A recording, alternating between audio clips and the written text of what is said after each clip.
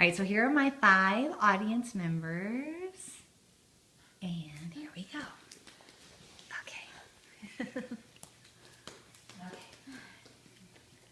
Sweden is not Switzerland. A lot of people mix up those two countries because they sound a lot alike and they're kind of in the same section of the world. Switzerland is known more for its chocolate and its watches.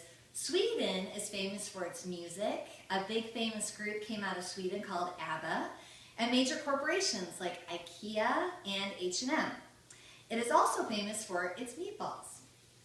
Today I want to tell you about Sweden, its people and its culture. First, I want to tell you about the country of Sweden. Second, I'll tell you about its culture. And then I'll tell you about its communication styles with the Swedish people. Let me start with Sweden's location on the map. It is located in Northern Europe, and its capital is Stockholm.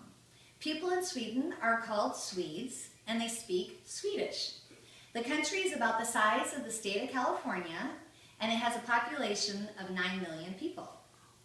According to Culturegram's World Edition on Sweden, it is considered to be one of the healthiest places to live in the world. The Swedes have a national health insurance that pays for almost all healthcare fees, tests, and doctor's appointments. The government also covers all the costs for their form of college that they call higher education. Let me say that again. They pay for all the kids to go to college in Sweden. I thought that was pretty remarkable.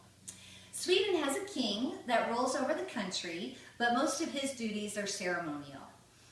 It also has a prime minister, which handles more of the day-to-day tasks of running the country. And the prime minister is kind of like what the president is in America. Sweden's economy is similar to America. It is a capitalistic country like the U.S., however, they have more welfare benefits than we have. Salaries paid in Sweden are relatively high, but the cost of living is high in Sweden too. The currency in Sweden is called the krona. Sweden's culture is different than America's in several ways, but there are some similar characteristics too. Swedish people are more reserved than Americans. It takes a long time to cultivate a friendship, and when you do, it's pretty long lasting, and it's very important to them. They do a lot to keep their friendships. They're also reserved in the fact that when you pass somebody in the street, they don't really acknowledge you. They won't nod and see that you're there, and they won't say hello or even smile. So unless you really know somebody, they seem to be a little standoffish. I met somebody who lived there for about a year, and she said that the people were very rude. But once I started to read about this, I realized that's just their culture. They value their education, and 99% of their population can read and write. Their families are mostly traditional, with like a mom and a dad and a kid, and the kid lives in the house till they're 18. The parents, though, often shower the kids with a lot of affection, and they're often known to be very spoiled. Nearly 87% of Sweden's people are Lutheran. Swedes enjoy extended vacation days as part of their workplace.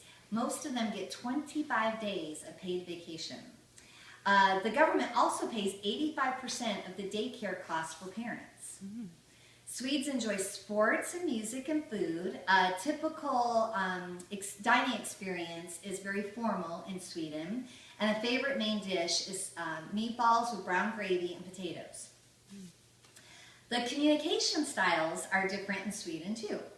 According to an article in the training publication from 2013 by Neil Orkin, Swedish people like to be respected as individuals, but they don't want to be singled out for attention. It also states that the working environment is very formal in Sweden too. This leads me to believe that it's a high-power contacts culture. They respect their authority figures, and they don't want to be given attention in front of others. The article also states that the Swedish people can be direct and almost abrupt in their communication style. They also want you to look them right in the eye when you're talking to them. This, plus their capitalistic economy, leads me to believe that they are an individualistic society and not collectivistic. I hope you enjoyed learning about Sweden. In conclusion, I told you about the country of Sweden. Then I told you about the culture of Sweden. Finally, I shared with you some of the communication styles of the people who live there. You know, we have an IKEA in Frisco, so the next time you go and you enjoy some of those meatballs, now I hope you'll have a better idea idea of that company and the meatballs and the country it comes from. Thank you. Thank you. So now I'm going to show that my audience is still here. Yay! And thanks for staying awake.